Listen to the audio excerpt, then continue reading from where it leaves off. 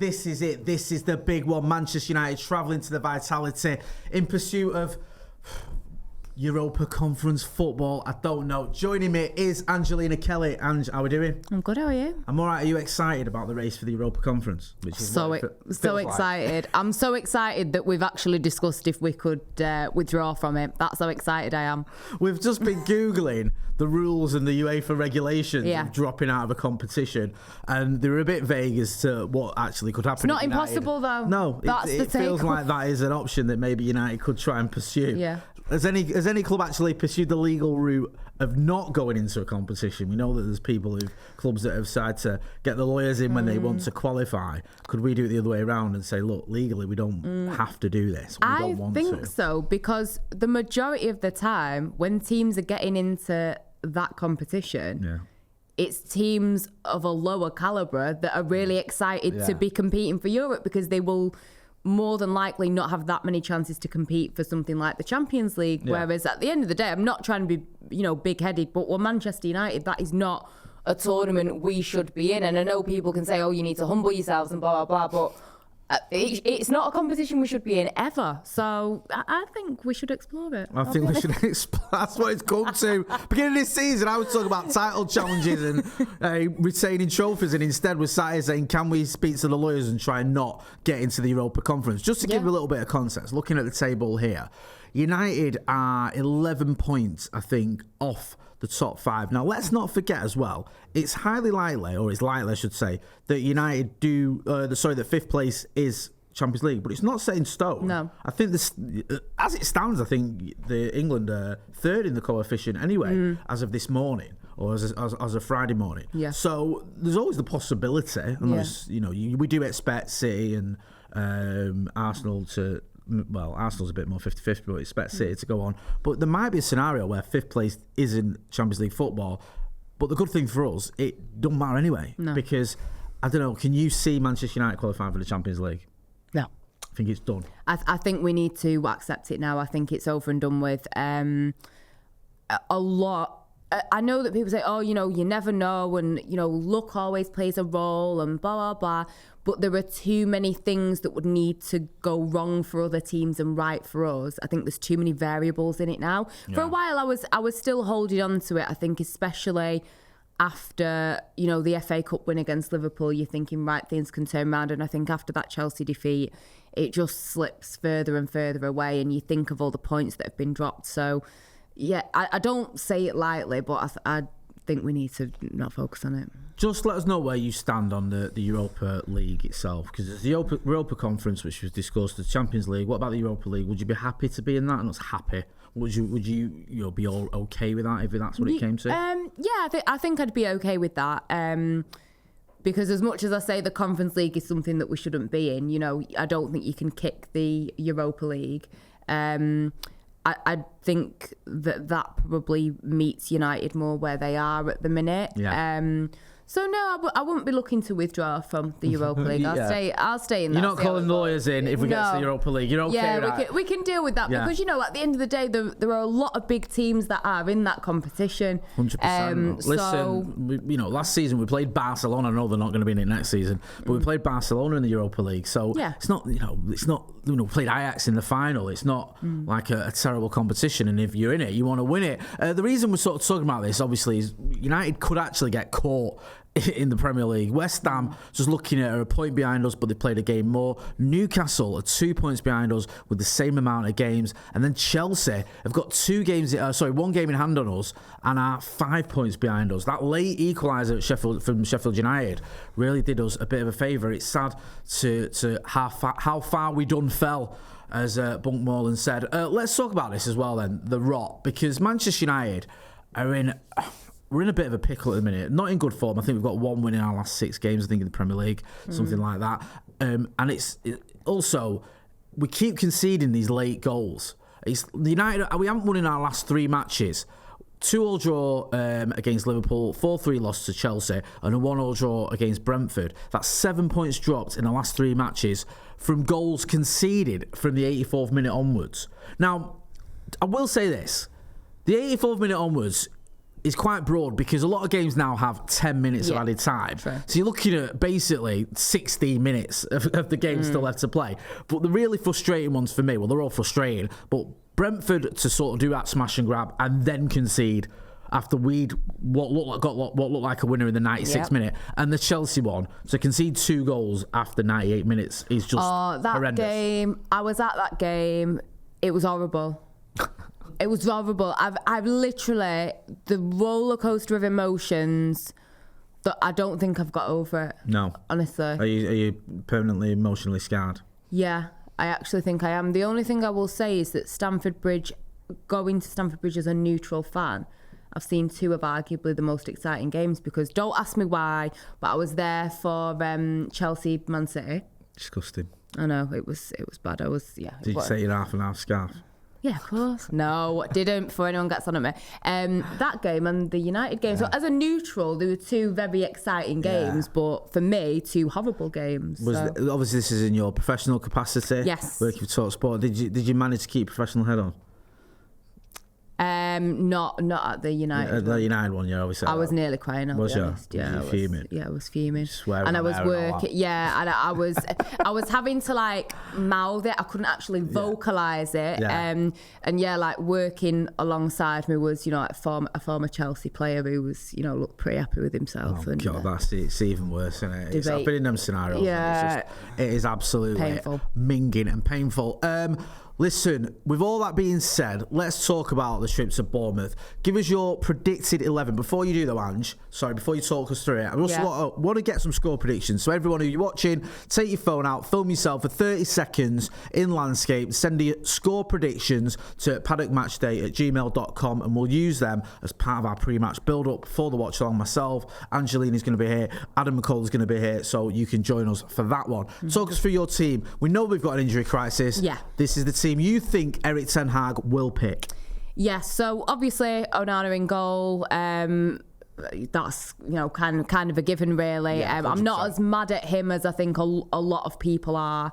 Onana? Yeah. I think he's done all right now. Yeah, same. There are still some haters there's always going to be haters, but yeah, no, I'm not mad at him. He can stay there.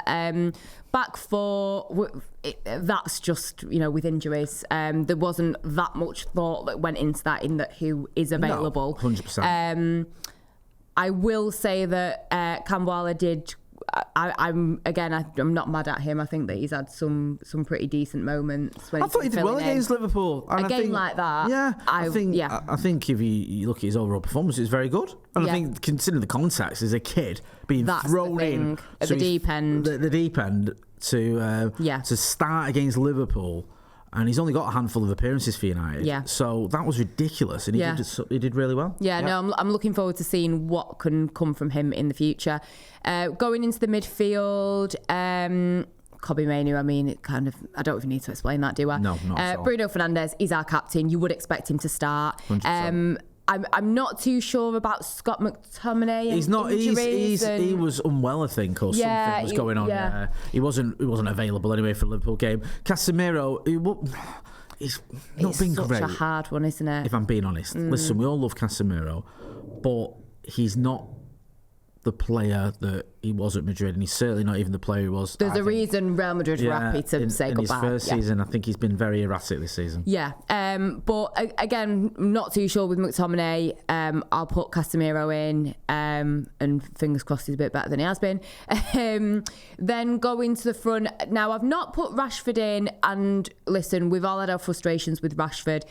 The reason I've not put him in is not because I'm on the hate towards Rashford train or anything like that. He's disappointed me at times this season.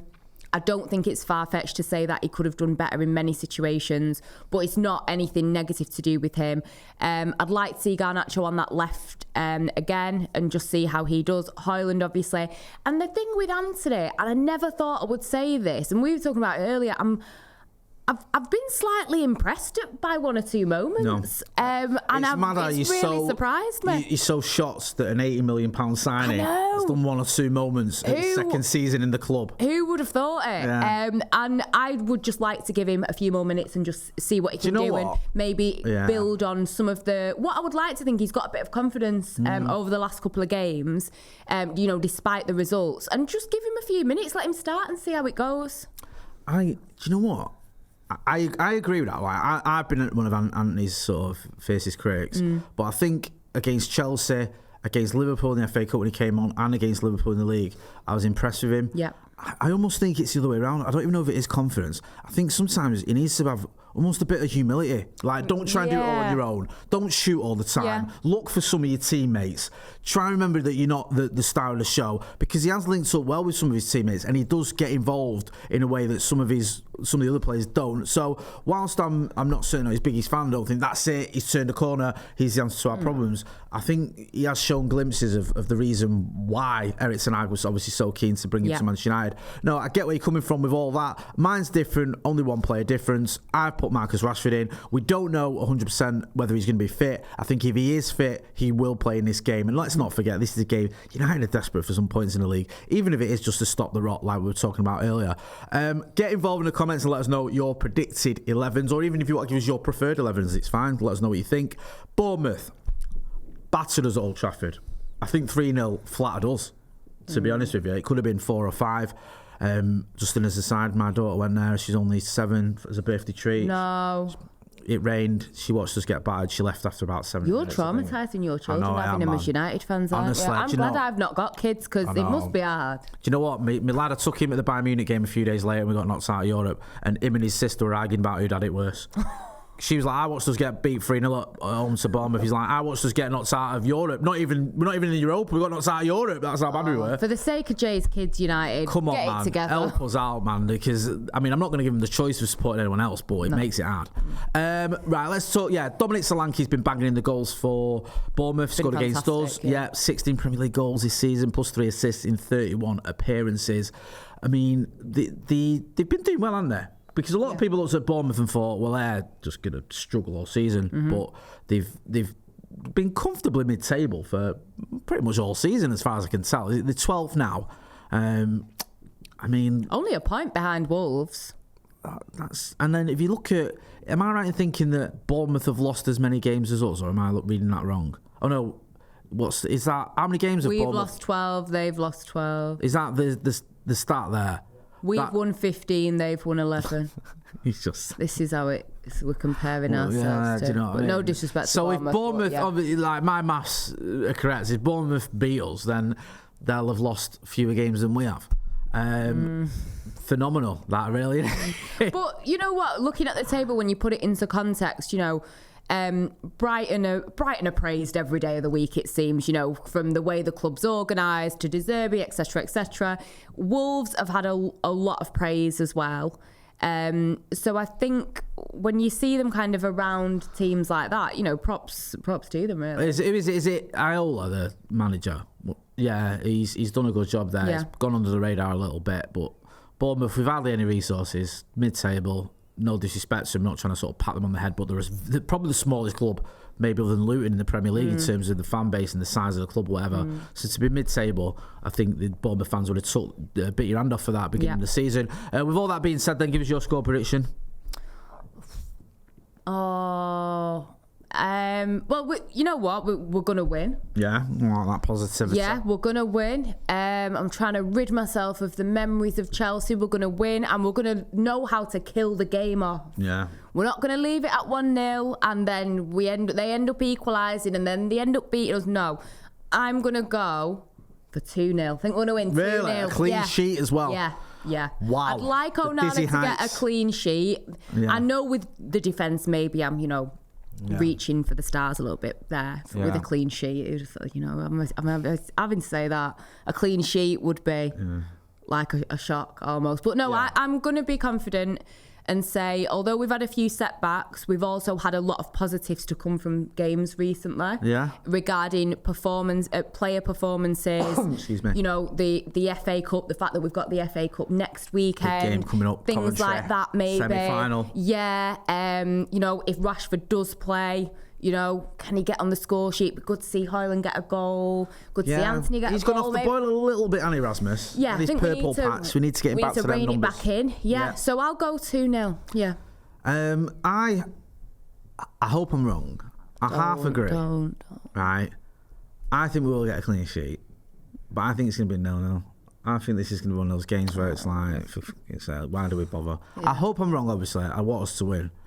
But I don't know. I still feel there's something not quite right at United, and I don't know. Bournemouth they're buzzing at the minute. They're 12th and happy. We're 6th and miserable. Yeah. And I have a horrible feeling that might sort of show in the performance where it's a 0-0 and they're all right with that, and we're gutted because we just can't win any football matches. But Ten Hag says trust the process. And there were some amazing performances. We dominated the game. We did. Listen, we're going to leave it there. Ange, where can people find you? Name's Angelina Kelly. Just search it on socials, on TalkSport. Every now and then you might hear my voice. Yeah, repping United fans. So, no offence, but talking a bit of sense on that channel, which is much needed. I hope I don't get you in trouble for that one. Make sure you are hitting like, share, and subscribe to this channel as well. We want to get to 750 subscribers by the end of the season, and with your support, we can do it. We're going to be back later on today with the watch along. Myself, Ange, and Adam McCullough. That's been Angelina Kelly. I'm Jay Moy. This has been the Bournemouth preview. Thanks for watching.